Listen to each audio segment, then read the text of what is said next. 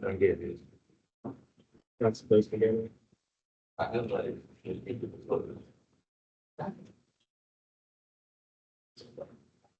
Basically, Overkill is like a post-apocalyptic world where war kills mankind. And it's just robots left. Yeah. I think it's the main line of the game is that how this fuel, blood is fuel.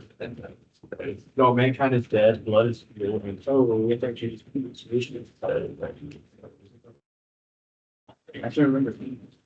yeah. Mankind is dead, blood is fuel, and hell is full. Okay.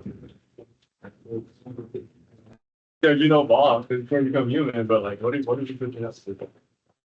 Oh, you're Like every other week, bro.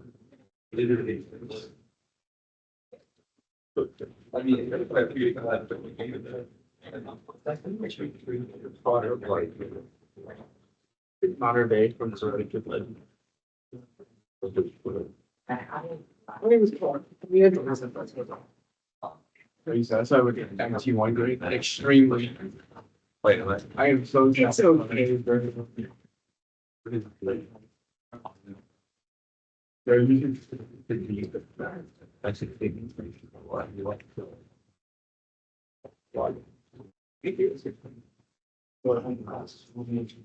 cities. Like the derivative constant, like E.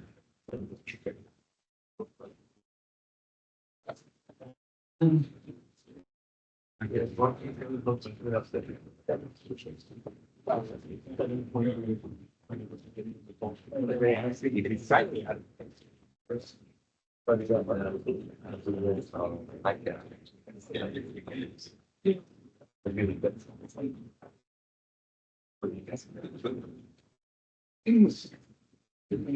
Honestly, absolutely. Oh, I know what it actually. Got a brain black. Better be like, Just got a Baja black. Taco Bell. I get fast. My brother. Are You know, Baja Blast like almost. What's that? I would only pass everybody's. It's almost $10. This is almost $10. Okay, like my friend said it, so I trusted him. It's like, you think it's around? Even if it's relatively near, it's hundreds.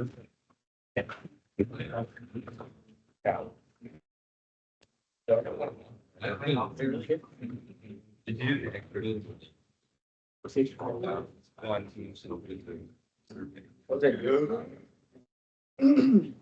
Is that stack for like very humble things?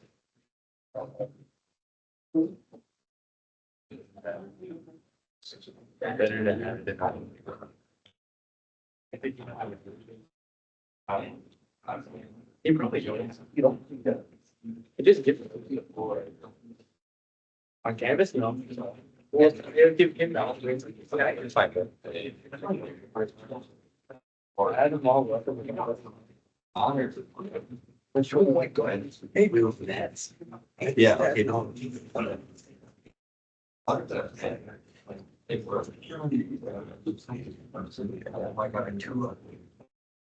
Dude, if you said, but I got 1 out of 1. That's a 1. Oh, you want to see some? I hate this guy. I'm playing you about. So out. Yeah, 0. No, all sure. You got to. That's all. Everything you can see. Try. Oh, you get a bunch of cakes. Oh, that one. Yeah. Oh, you left just the thought. Oh, oh, that makes sense. Oh, do you remember how to do like a little? Yeah, sure. So, I already submitted it, but you can just keep it. So like that's all the first, like, range of the. That's negative thing. Negative. Oh, I got pretty click on it. Wait, I can put any. Okay, okay, I usually take some. Probably logging on. First thing is to check it, and then copy what you want. Yeah, yes. I copy what's the. Yeah. And the copy will make it. No, okay. You got In the block, in the block. No. Check it close to. Oh, so we can put a close to. So like. It's like the same close. And this, brings the.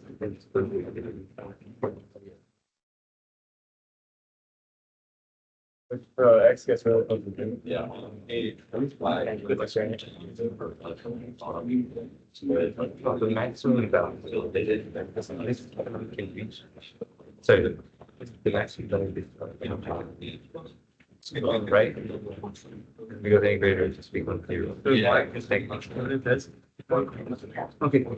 For the one, use it. Like. This one. When next. Okay.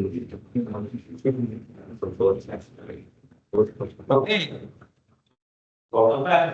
Any questions before we get started? So you guys should be able to review your first midterm results starting from today. Okay. So first thing first, you can actually download your first midterm, so you can actually prepare your bonus, the makeup, the bonus points for your midterm one. Okay, so due date is next Tuesday, so make sure you actually do these things on time. And there's actually another bonus point, make sure you should do it as soon as possible. And the reason I put up this question here is because I think it's actually a good time for you to really think about what you want for this class. Okay, so in the very beginning, in the very first lecture of this course, right, I say my goal or my only job here is actually to help you get the things that you want. Okay, and after midterm one, many of you should see that I think all the things I said in the past, they are real. Okay, so if you really go back and check your midterm one and compare to the portion that we went through, you should see that I think cover majority of the questions, right? But here you can see still we have actually a good amount of students that I'm talking about the one that on the very left hand side. Okay, they still feel any helps, right? So you need to figure out what's the problem first. Okay, because many of the students they already see the pattern, they know how to try it again now. Right, once again, it's like how to actually get the grade that you want for these specific courses. What are the necessary things that you actually do? Okay, but for those who haven't just seen those key factors, okay, you probably should connect with me as soon as possible. Okay, and so you know what kind of plan is the plan that will work for you.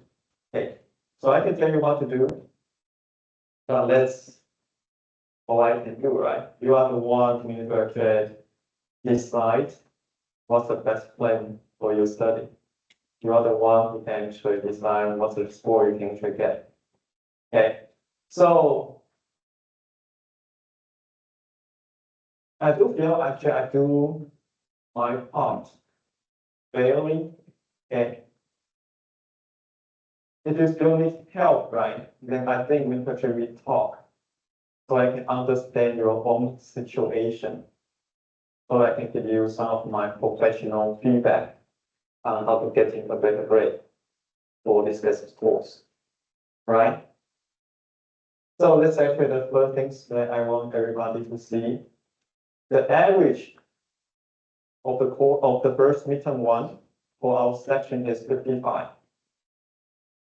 Okay, so you know where you stand. Okay, the average is 55. Okay, and after this, right? So the things we're going to do is actually we're going to do this survey, right? The midterm survey. And let's actually places that you can express the things that you feel like I do well, that you want me to keep for the rest of the semester. You can also say what other things do you think I can do more to help you for your study. Okay. So spend some time, do that. Once you do it, you got one extra bonus point, right? I want to emphasize that one extra bonus point will give you 1 point for your final score. Okay. So how much is that? You know, when you do your midterm and finals, you have 22 questions, right? If you answer one question right, you know how much it costs. What's the value of that to your final grade? The answer is actually 0.82 points. So, you know, do this extra point. Basically, you answer actually one more question correctly in your midterm final, which is actually huge. All right. So make sure you do the midterm survey to claim that one extra bonus point. We'll do it again at the end of the semester for the final evaluation of the course. Okay. So let's answer the first question. So what we are going to do today is actually we're going to finish majority part of chapter 13. Okay, so we're going to go through a few definitions. Okay, we're going to talk about what is pH. Okay, mathematically, what is pH? Okay, and what's pOH, right? And how do you calculate the pH values of different kind of solutions? Okay, so pH will be actually the most important things, okay, of your midterm 2. Okay, and this is actually score, exam score wise. Okay, midterm 2 is actually the ones you have to do the poorest. Okay, but I feel it's actually because you guys did not see how you actually handle the things. After a decade of teaching, I realized that's actually a very easy pattern to get the answer quickly and correctly. And that's the things I'm going to learn.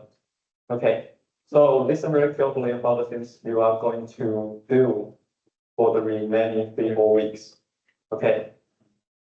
Step number 1 is every time you see a questions, okay, now all the questions is going to ask you about the pH, okay, or the midterm 2. Okay. So the first thing you read the question, you want to know what kind of solution that you have. There are 5 different types of solutions. So the answer can only be one of the 5. Okay. And it's actually very easy. Strong acid, strong base, weak acid, weak base, and buffer. These are only 5 types of solutions you're going to have for midterm 2. So every time you see a question, you want to ask you what kind of solution I have. Okay. So very simple, right? Strong acid, strong base, weak acid, weak base, and buffer. Those are the 5. Okay. And our job is actually to calculate the pH of those solutions. Okay, and each type of solutions has its corresponding equations. So all you need to do is like remember those equations, they are done. Okay, so logic-wise, it's very straightforward. Okay, but the student get confused the most is actually on step number 1.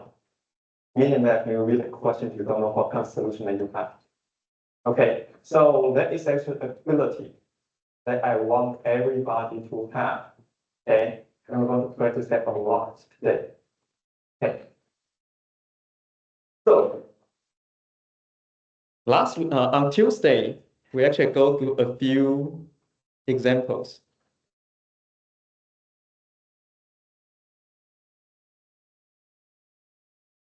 Now we'll practice this. Okay, so on Tuesday, we tell you there are only 7 strong acids, right?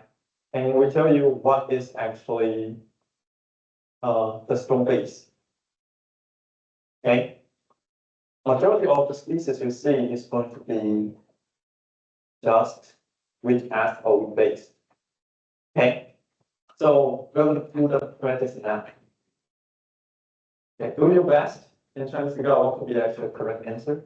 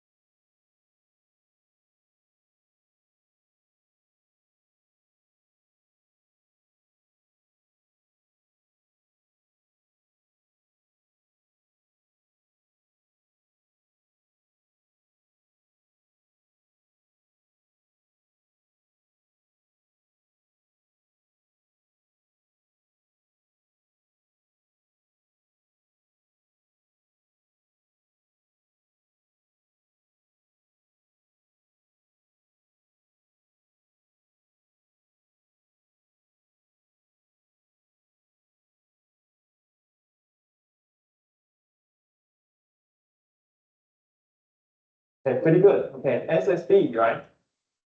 So this is actually much better than I thought.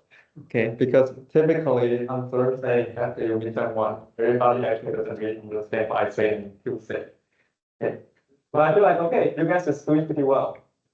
Really, actually, you probably can do very well for your midterm two if you know the equation. Okay, we just need to practice that. Okay, and one thing I say a lot from your midterm one is that the best way to get good score for this course is really come here for the in-person lecture, right? And try to understand everything in the in-person lecture. Follow the lead. I think it's actually critically important. Okay. In the past couple of days, I talked to many students who struggle with this class. Okay. I realized that they don't really do what I want you to do. Meaning that if I ask you to memorize something, memorize it. Right? If I ask you to watch something and understand how I solve the questions, you need to understand it. Okay. When I ask you to spend a few hours per week, okay, to do the things, you need to do it. When I tell you come to the lecture and under everything in the lectures, you have to do it. Okay, because once you do it, then you will realize this course is not that scary anymore.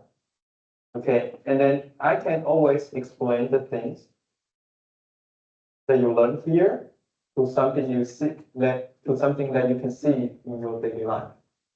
Okay, which will make the things a lot more interesting. Right? And also emphasize a lot that the reason you come to this classroom is not because you want to just learn this. Okay. You should see that I emphasize a lot about how you plan your life.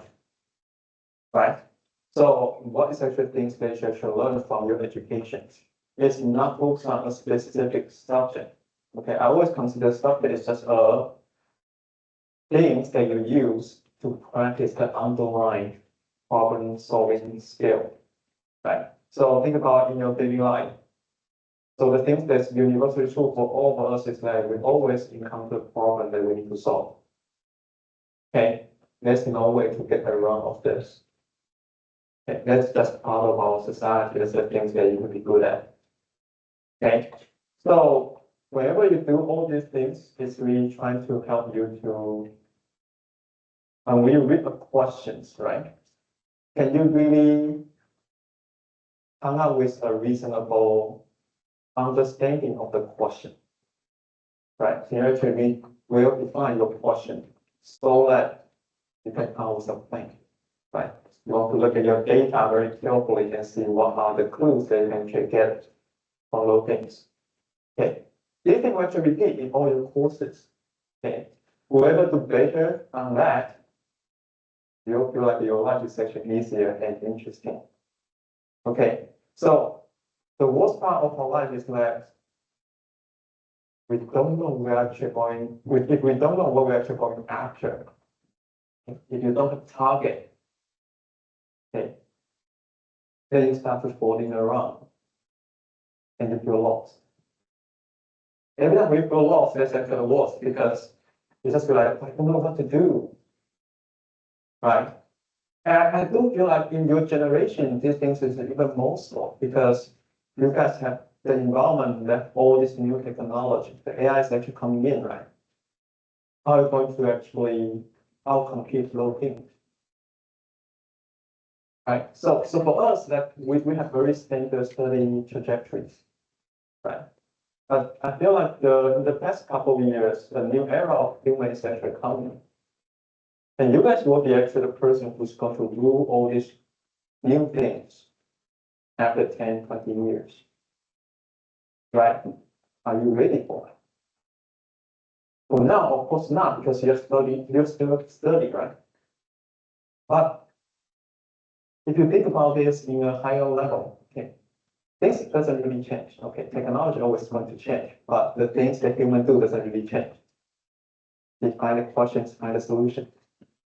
It's still the same, right? So you want to actually practice the underlying thinking a lot while you can, right? So when is actually the best time to do those practice? When you are a student. Okay, so right now you feel you have endless time. Okay, you can do all the things you want to do, right? This the stage called explore. Okay, you have the right to explore what you really like.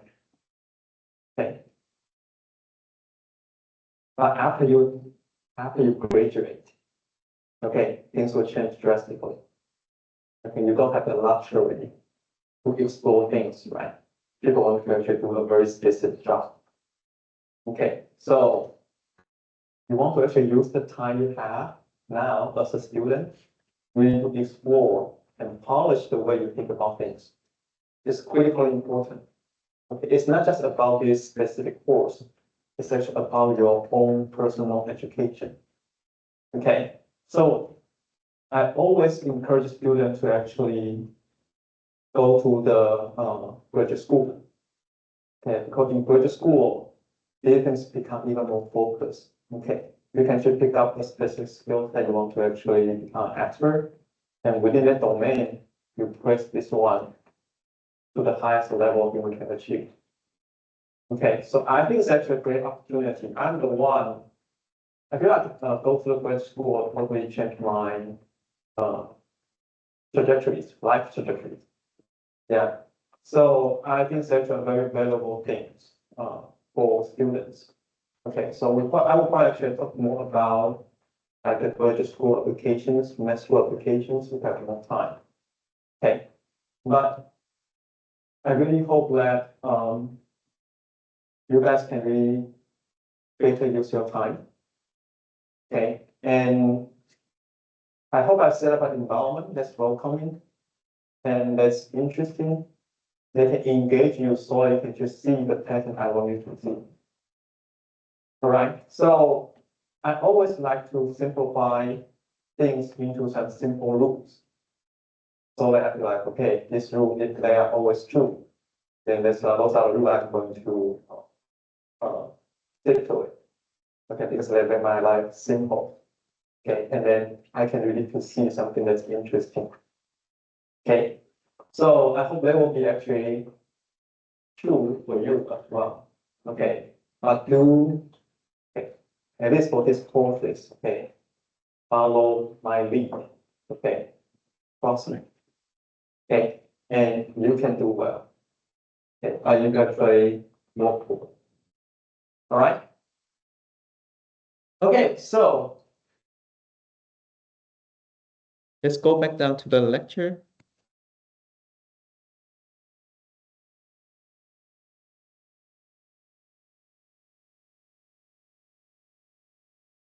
So on Tuesday, we actually went through a few important concepts. Okay, and let's go a quick review of this. Okay. First thing is that we introduced the concept of conjugated acid and base. Right. So if two substances form a conjugated acid and base, the big differences between the two was simply edge flux. Okay, it's not just edge, it's edge flux. Okay, charge matters for your mission too, so pay attention to it. Okay, and we talk about the relative acidity basis key strengths, right? And we say there's only 7 strong acid. Okay, so make sure you know the 7 strong acid. Make sure you know the orders. Okay. So it is actually much easier than we thought, right? Because if you can have your periodic tables, you'll realize the acid in your 7A, which is your HI, HBr, HCl. Okay, those are the 3 strong acids, right? And then you have the HClO4, HClO3. That's the other 2, they make up 5. And you can in 2 very famous strong acids, sulfuric acid and nitric acid. And that's the big setup. All right. Base. Base, we are looking for the column 1 and column 2, right? The 1A and 2A elements. If you have the 4 oxide, hydroxide, or hydride, those are your strong base. Okay.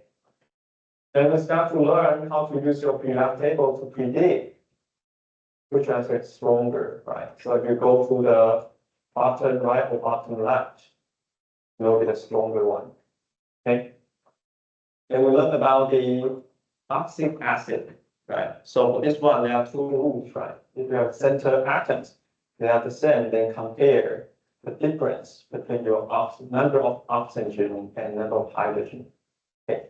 If the number of oxygen minus the number of hydrogen is larger, then stronger oxalic acid. Okay.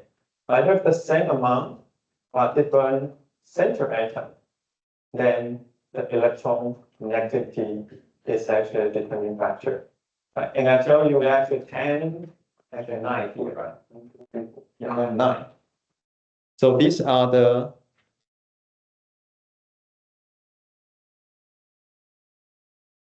nine atoms with such stronger electron negativity.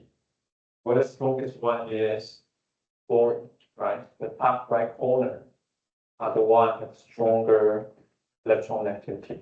Okay, so whichever oxalic acid has stronger electron negativity, that will give you a stronger acid. Okay, so that's pretty much the rules that we learned on Tuesday.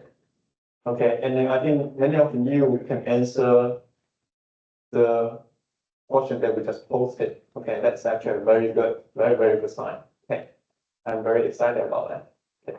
So what we're going to do today is that once we know how to differentiate what kind of solution we can have, right? The next thing is actually to calculate the pH. Okay, so when we talk about pH, we need to actually first understand a few things. Okay. So before we go on, don't be scared by this big table. Okay, so this big table is the summary of all conditions that you can actually have for your midterm group. Okay, but you don't need to memorize all the equations there. Okay, so I will summarize all these key equations that you need to memorize. Okay, so after we finish the chapter 14, then we have to summarize this is for you. Okay, this is not a whole table, you only actually memorize a few. Okay, so don't get scared. Okay, so we're just starting from something really simple. Okay. For the midterm, for the CHEM1312, all the solution they want you to calculate your pH, it will always be aqueous solution. Okay, meaning your solvent will be water. Okay, so that's actually the first thing that you need to know. So to actually understand the pH, then let's talk about this.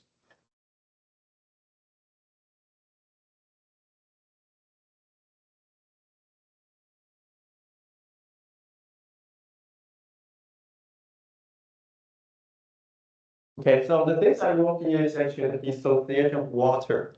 Okay, it's going to dissociate into H plus and OH minus. Okay, so at 25 degrees C, tell me, is water acidic, basic, or neutral? Neutral, right? So when we say neutral, what does it mean? pH equal to 7. What does pH equal to 7 mean? Pure water.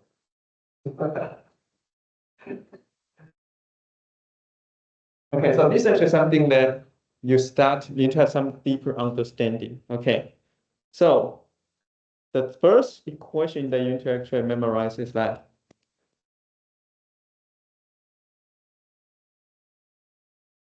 this is actually a term you need to actually memorize. So the pH, mathematically, what it means is this.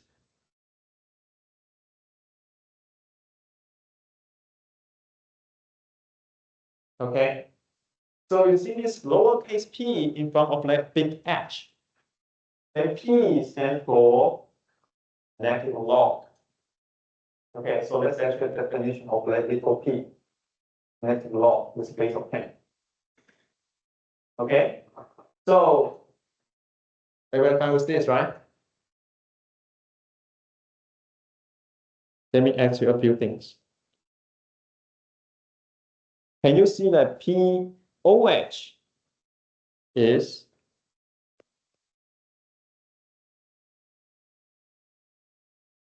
you can see this, right? Okay. Later on in this chapter or next chapter, you're going to see this. pKa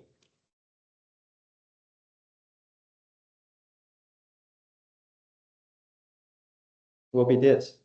Okay. And then you're going to see the things.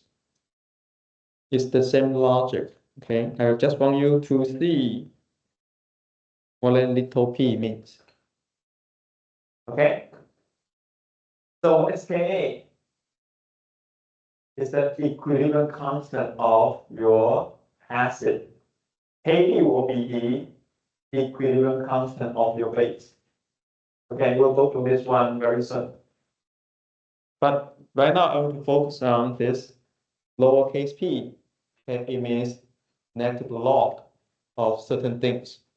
Okay, that thing can be proton concentration, hydroxide concentration, or your equilibrium constant. All right. So we say water has pH of 7. Right?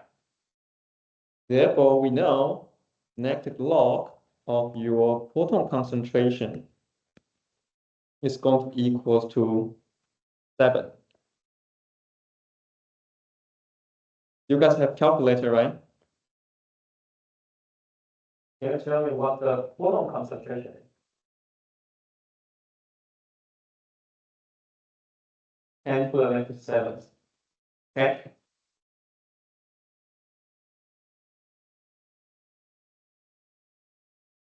So, is this a high or low concentration?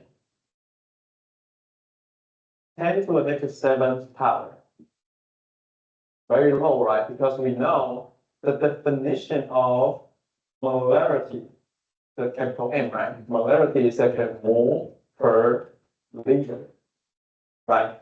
10 to the negative 7 means actually within a 1 liter water solution, you only have 10 to the negative 7 moles of acid.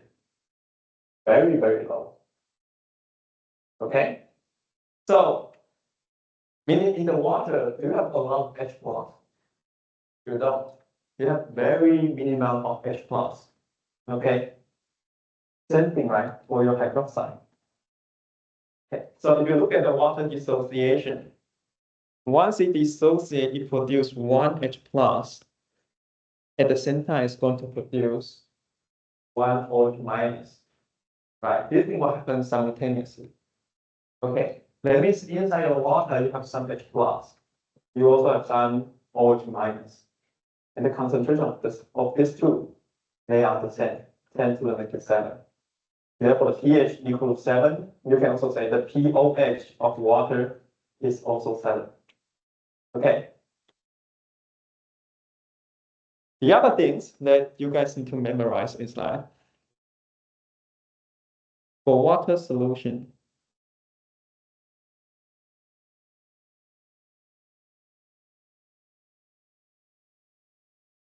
right? If the pH equals 7, your pOH equals 7, right? When you get it up, okay, it will need to be 14. Okay. So now get back to the things that you know. For this water dissociation, how are you going to write your K? Your K is actually the ratio between your product over reactant, right? So your product is H plus.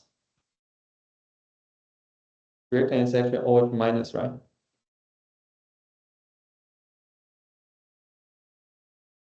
What's your denominator?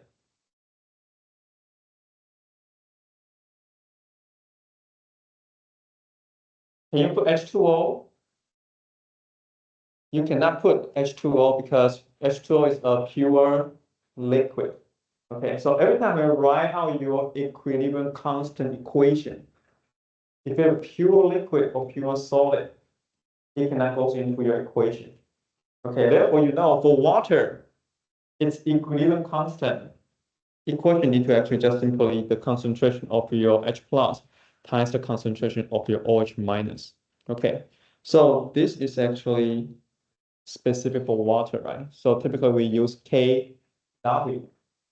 Okay, equilibrium constant for water is going to equal to proton concentration times your OH minus concentration. Since this is 10 to the negative 7, this is 10 to the negative 7. Therefore, when they multiply, you got KW of 10 to the negative 14. Okay. So associated with this, you should know that KW is equal to 10 to the negative 14. Okay, so this is actually another things that we will need to actually memorize. Okay. So now I want to start to think. When you have a strong acid, okay, how will I actually change this behavior? Okay, so one quick example is that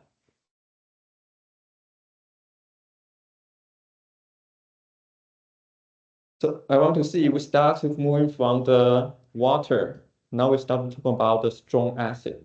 Okay, what is strong acid? What does strong acid mean? Fully dissociate. Okay, that means actually when you throw this strong acid into water, it will fully dissociate, right? So we want to actually write this equation so you can see this is better. Okay, let's say I have 0.1 m HCl aqueous solution. Okay, so HCl is one of the big seven, right? So it's like a strong acid. Okay. If you do your ice table, what it really means actually, you have 0.1 m HCl to start with. Okay, but because we know it is a strong acid, therefore it's going to fully dissociate. Right? So you can produce the same amount of H plus, the same amount of your Cl minus. So that at equilibrium, you actually don't have HCl itself inside your water. Instead, what you have is actually a bunch of protons and a bunch of Cl minus. Okay? So this is actually very different from water. Okay? So when we talk about water, right? The proton concentration is 10 to the negative 7. Okay, but here when you have your 0.1 m HCl strong acid, once it plug into water, you're going to have 0.1 n H plus, which is 6 orders of magnitude higher than the water. Okay, so therefore you can calculate your pH, right, which is negative log of your proton concentration at equilibrium, right? This will give you a value of 1. Okay, so pH of a 0.1 m HCl solution is equal to 1. Okay, compare that to your water, which is 7, right? So there are actually 6 orders of magnitude differences in the proton concentration. Okay, I want to start to see, every time we see, okay, you have strong acid, weak acid, right? It's actually amount of H plus at equilibrium, they're actually very, very different.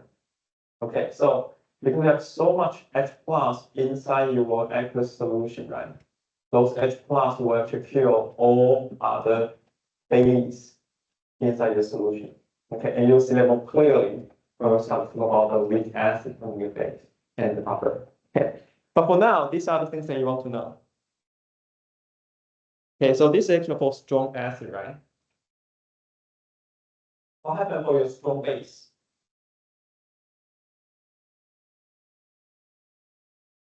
Okay, let's say your strong base is an AOH, right? See, everybody can actually now give yourself some example and you can actually understand these things. Right? So let's say you also have 0.1 m, right? And this is going to be solved completely, right? Therefore, you know, at your equilibrium, your OH minus concentration is going to equal 0.1. Sodium plus concentration is going to equal 0.1 as well. Right?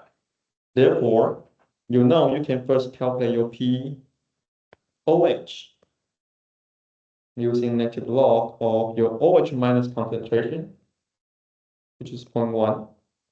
They also give you a value of 1, right? After that, then you know because your pH plus pOH is always equal to 14 for aqueous solution. Therefore, you know your pH will simply equal to 14 minus 1, which is 13.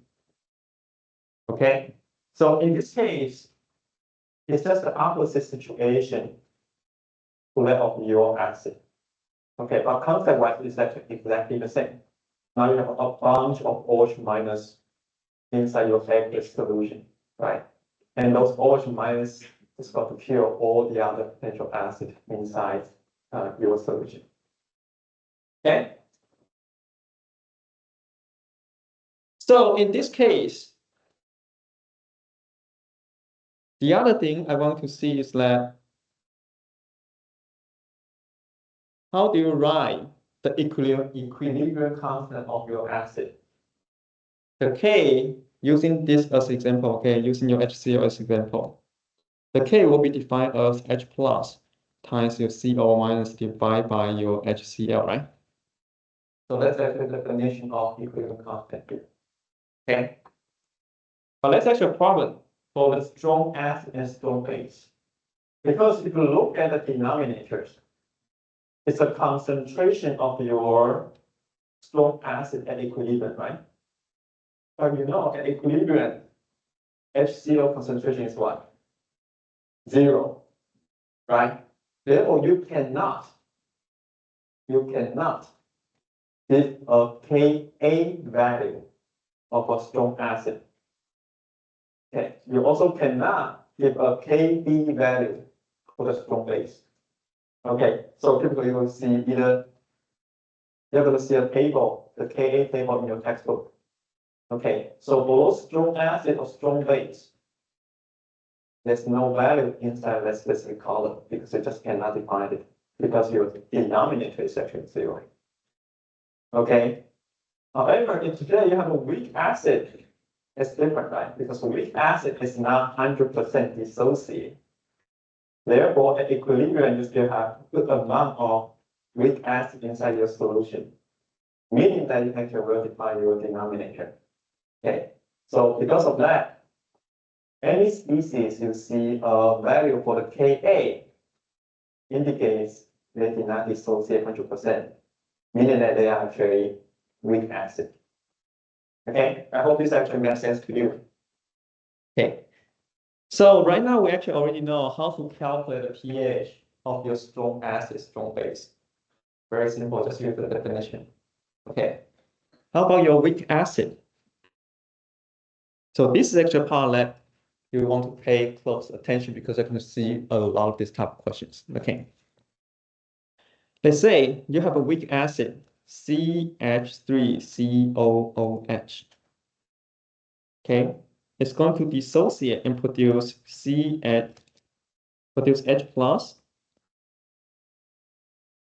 its conjugated base, CH3COO minus. Right? So let's still do our ice table. Let's say we also have 0.1 N. Okay. So in the beginning, you throw in 0.1 N of your weak acid into your water. Then you start to dissociate, but not 100%. Right? Therefore, we can say it dissociates by X amount. So in this case, then you know it's going to produce X amount of H plus, X amount of its conjugated base. Okay.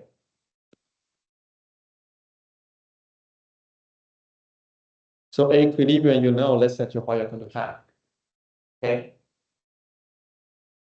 And then we know for this weak acid, we can define the Ka as H plus times its conjugated base over your weak acid concentration. Okay, so in this case, what equals to X times X, 0.1 minus X, which give you X squared over 0.1 minus X. Okay, so I want to simplify this one and then write it out.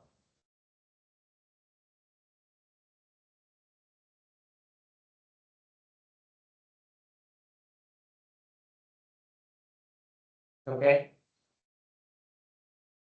So in chapter 13, 14, okay, we talk about the weak acid and weak base. We will always use something called a small x approximation. Okay, so I guess everybody familiar with this equation now. Okay, so typically what you do is actually you solve your x, right, by solving the quadratic equation. Typically, that's what's going to happen. Okay. However, in Newton 2, 99% of the time, you're going to see a Ka value that's so small. Okay, when I say so small, it's like the Ka value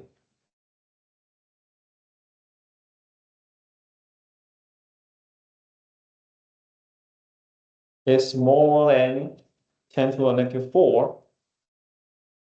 Okay, so under the case, that means actually your x, the shown in this equation, will be really, really small. Okay, so what happened to that is that you can just simplify this equation because your x is so small. Therefore, your 0.1 minus x can be approximated into 0.1. Okay, everybody follow what I say? Because your x right now is going to be a very small value. Therefore, this 0.1 minus x can be approximate equal to 0.1. Okay, therefore, your Ka can be written as x squared over 0.1. Okay. Once you come to this point, then we come back and see what is actually this 0.1. The 0.1 is actually the original concentration of your weak acid. Okay, so you can write this. It's original concentration of your weak acid. I use HA to represent my weak acid. Okay, on the top is X, right? And then you should realize that your X actually represent the concentration of your photon. That means that's what you're going to get. Okay, so since your Ka equals to photon concentration squared over your weak acid initial concentration, therefore you know you can rewrite this photon concentration squared equal to your Ka times your weak acid concentration. Therefore you know your photon concentration is going to equals to the square root of Ka times weak acid concentration. And this is the equation that you need to memorize. Okay. The photon concentration is going to equal to the square root of Ka times your weak acid concentration.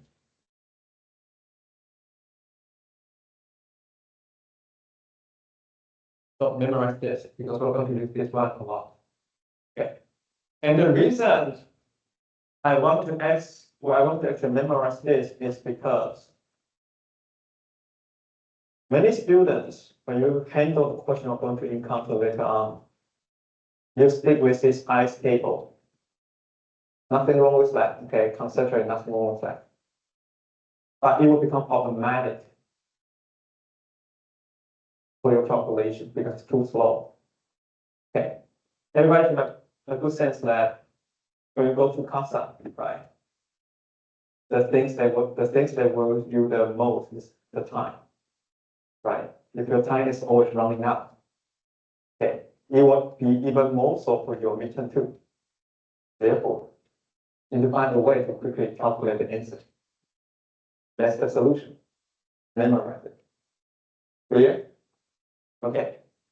So once you are fine with this, we talk about acid, right? You should be able to see that. If you have a weak base, you are going to do exactly the same thing. But here it will be Kb, not Ka. Okay.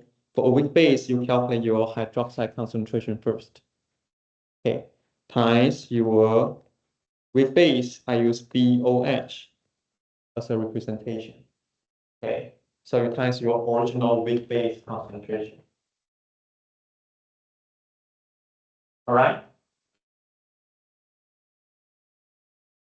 So let's have a quick summary so far. This chapter is always about the pH. Okay, so we went through this strong acid, strong base, weak acid, weak base, right? 4 different kinds of solution already. For the strong acid, you calculate your pH equal to negative log of your photon concentration, right? And that photon concentration will simply equals to your strong acid concentration, right? And then for your strong base, then you first calculate your POH, which is going to equal to negative log of your OH minus concentration, which is going to equals to your strong base concentration. Okay. Weak acid, you know your photon concentration can be calculated through this square root of Ka times your initial weak acid concentration, right? And then you use the pH equation to calculate the final pH, right? So pH equals to negative log of your photon concentration. Similarly, with base, you start from OH minus equals to square root of Kb times your BOH, the weak base concentration. Then you calculate your POH equals to negative log of your OH minus. Then you calculate your pH equal to 14 minus your POH. Okay, so those are the framework that you have to have in mind. Okay, so remember I say for midterm 2, you need to know what kind of solution that you have, right? That we find. Strong acid, strong base, weak acid, base.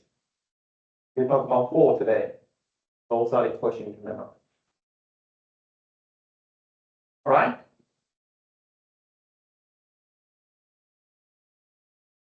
Okay, the other thing we say, let me summarize everything here because the other things that about this aqueous solution equation that you need to memorize that. Kw, okay, which is equal to your Ka times your Kb, which equals 10 to the negative 14.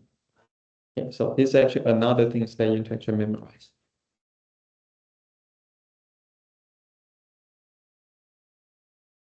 Okay, so we are going to use this one to solve the question we're going to go through today. Okay, any questions so far? Everybody's good?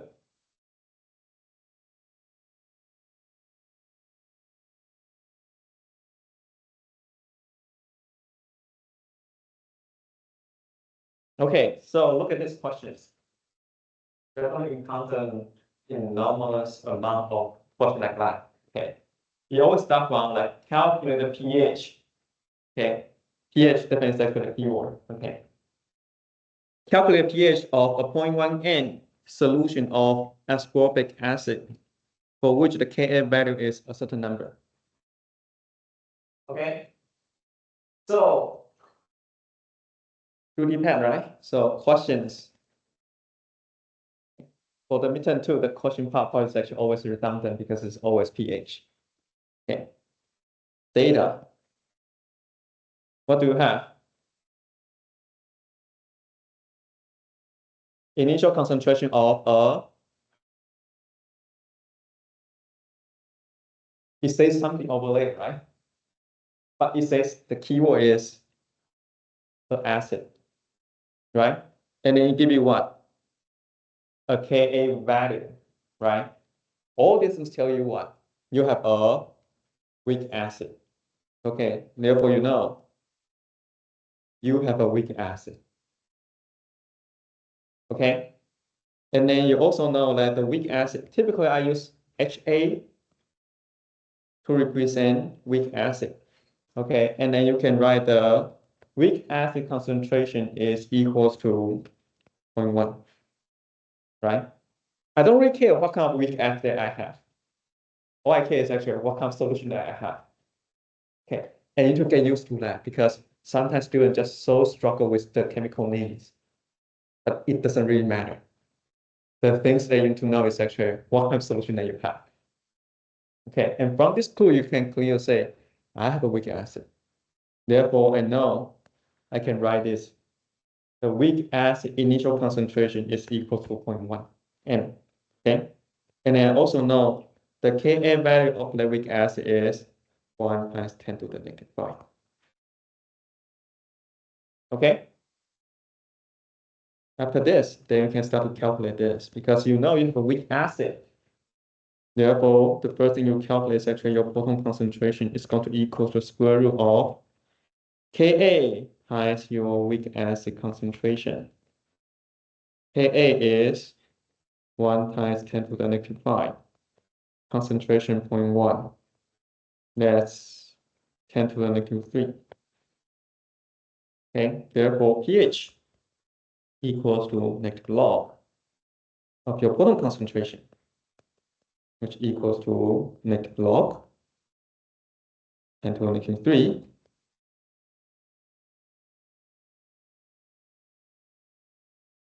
Then you can conclude this one very quickly. Okay, so this is how you solve this type of questions. And I want you to think about this. If you follow this logic, you get to the H plus concentration very quickly, right? You just plug into the equation, you get your answer already. Think about this, you're actually in the casa. There's only 2 minutes left. And you just finish reading your questions. Okay, and then you just pull out your calculators. And you start to write the equation. You start to write your ice table. You start to put, okay, 0.1 for my initial acid concentration, and minus x plus x plus x. So the H2 is 0.1 minus x, xx. Plug into the KQ. Okay. Use small x approximation. Solve my x. So I got x value. I take the color black. Then I get the answer. Okay. Right now you get the answer when you really want to input your answer, then you realize the screen freeze. Your time is up. Then you start to pay yourself. Right? But if you know how to handle a question like this, I know the concentration, I know Ka, oh, I got my H plus. I get my H plus, I get my pH. Enter, succeed. Wonderful. Do you see the need? Why is actually so critically important when you see what kind of solution that you have? Because if you do, you can really get to the end point very quickly. Okay, but this is all based on whether you have a good understanding of the topic, which we just went through early part of the class. Okay, so this is what we're going to do. Okay, so let's create this distance again. Look at this. Calculate pH of 0.6 m solution of ethylamine. Then it will be a chemical equation, give you a Kp. Okay, so question again is always calculate your pH. Data. What kind of solution do you have?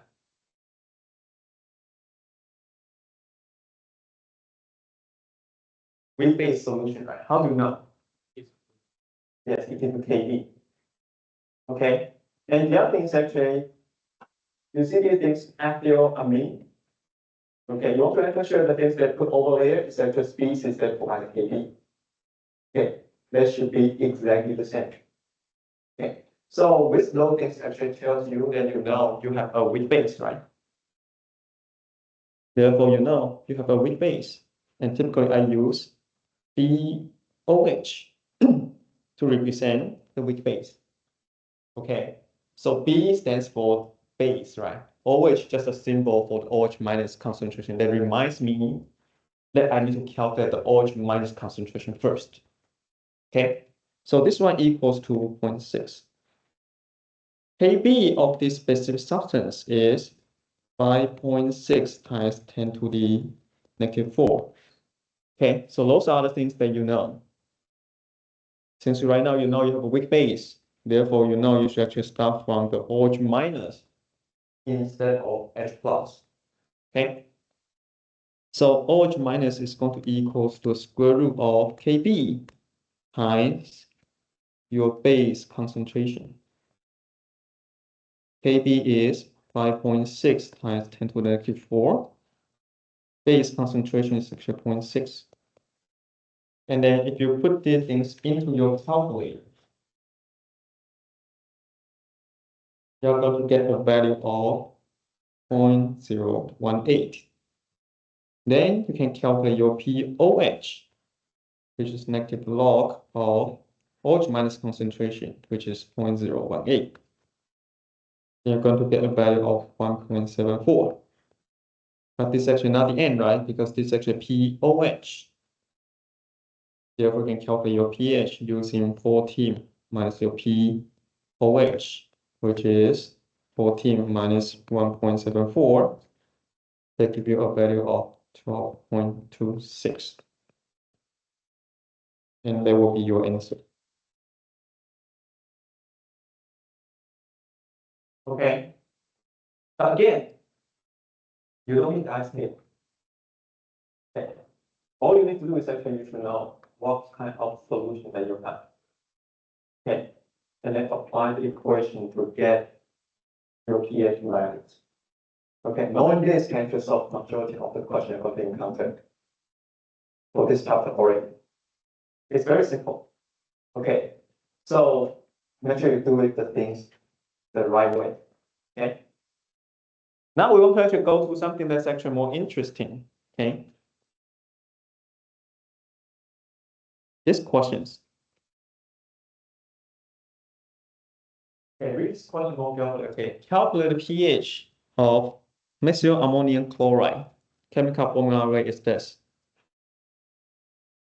The Kb of ethyleneamine formula rate is certain value. Okay, apparently the Q still calculate your pH. Okay, but now you need to decide what kind of solution that you have. What kind of solution do you have?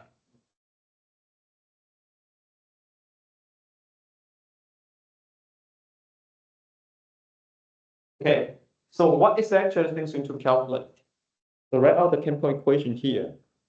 C2H5 NH3Cl. This is actually your target, right? This is actually the solution you're going to have. Okay? And then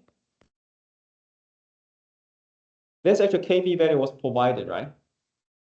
But you want to pay close attention to this because if you look carefully enough, the Kb is for what?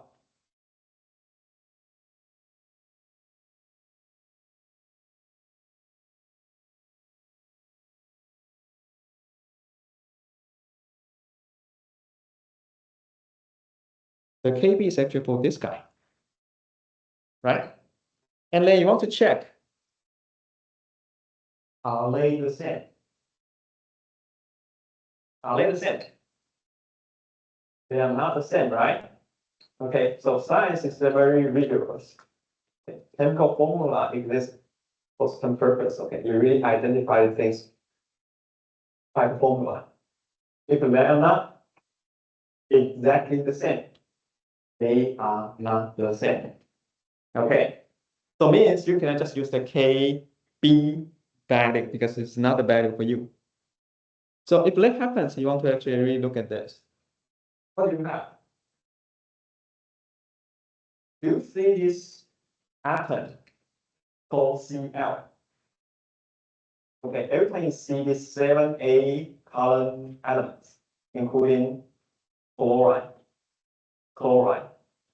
bromide, iodine. Okay, so those are the atoms that tells you is a salt. It's going to be associated, right? So once you dissociate, what do you have? You have C2H5 NH3 plus Cl minus, right? So you need to actually see the things you have over layer. When you dissociate, these are the two species that you're going to have. Okay, now you need to think about this. We say if you have a conjugated part of strong acid, that part is actually neutral, right? Cl minus is actually a conjugated base of HCl, which by itself is a strong acid. Therefore, you know your Cl minus is neutral. Okay. Therefore, it doesn't contribute to your pH. It also tells you that the remaining one, this guy, will be the one that dictates the pH of your solution. Okay, so what's this? It's a conjugated acid of this guy. Okay, meaning that this is actually a weak acid solution. Everybody follow the things I just said? It's very important to see this because this is actually a trickier portion you're going to see into the chapter. Okay, but it's actually not that difficult either. You just need to recognize the things you're looking at is not the same as the species that provide a Kb value or Ka value. Okay, therefore you want to actually do one more step analysis to really see that, okay, this is a weak acid solution. Okay. And these things is so-called the soluble salt. That means the concentration of this weak acid is going to equals to your salt concentration, which equals to 0.269 m. Okay, let me section your weak acid. I will just write weak acid concentration equals to 0.269. Right? So now you know you have a weak acid. Therefore, you know you can calculate your photon concentration equals to a square root of Ka times weak acid concentration. And then you know your weak acid concentration is this. Right? The only thing that remains is you need to know your Ka value. Right? So, but do you have your Ka value? All you have is actually the Kb value of its conjugated base. Okay, so this is actually a time that we use the Kw. Because the Kw is actually equal to your Ka times Kb equals to 10 to the negative 14. Okay, meaning that your Ka can be calculated with 10 to the negative 14 divided by your Kb, 4.3 times 10 to the negative 4. Meaning that you will be able to get your Ka value of 2 times 3 times 10 to the negative 11. Then all we do is actually plug into this equation. 2.3 times 10 to the negative 11 times 0.269. Then you can get your photon concentration of 2.49 times 10 to the negative 6. Therefore, you can calculate your pH equal to negative log of photon concentration, 2.49 times 10 to the negative 6 equals to 5.6.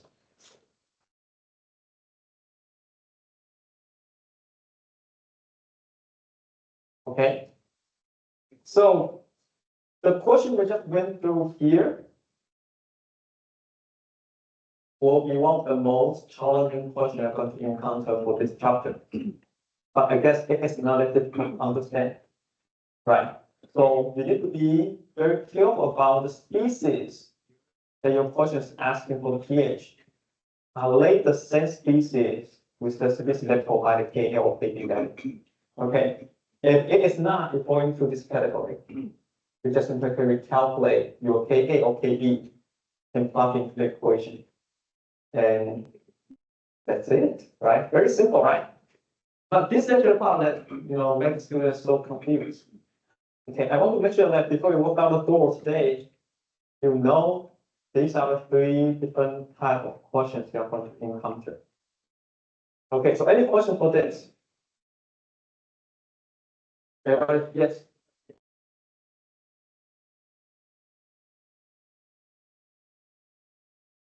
The first part. The first part is actually I tell you to recognize what kind of solution that you have, right? So write down the equation first. Okay, so you know the one you want to actually add for the pH is this species, right? This species. Okay. And then you look at your data and find out the Kb value provided is for this guy. And these two, they are not the same, right? If you see these situations, 99.99% of time, you want to recalculate. Okay, if you provide Kb, meaning that you have a weak acid solution, because you need to recalculate Ka, right? Do you see that? Yeah, so if you can see these things, then if you know a weak acid, then just go back down to the same equation we want to use. Okay, So this is actually basic things, but very essential things I want everybody to know. And 100% clear about what you need to do when you encounter a question like this. Okay. Something I did not emphasize enough is that I say in this chapter, you will always apply the small x approximation item. So that small x approximation is x smaller than 10 to the negative 4. Okay, so this number is a rough number. It's not a exact number. Okay, sometimes you will see in your homework or quiz that give you this value 10 to the negative 3. Okay, you can still apply the small x approximation back and forth. Okay, good. Okay, but the good thing about this is actually it really speed you up. Okay, but if you actually enter a situation that give you KA is 10 to the negative 2. Okay, if that is the case, 10 to the negative 2, small x approximation will cause an error that's too big. That is not going to hold. Okay, so if that is actually the case, you go back to your IS table. Okay, go to the below IS table, write out all these steps. Okay, then you calculate your x from there. Okay. The other thing I want to emphasize here is that we only talk about the x that's very small, 10 to the negative 4. Okay, what if you have a k that is really big? Let's say 10 to the 4 or bigger. So under that specific condition, you can still apply small x approximation, but it's actually one more step that you want to do. Okay, so the thing to do is actually you assume when you see a k that's very big, then it's actually they want to become the product first, right? So you can actually make everything become a product and work backwards.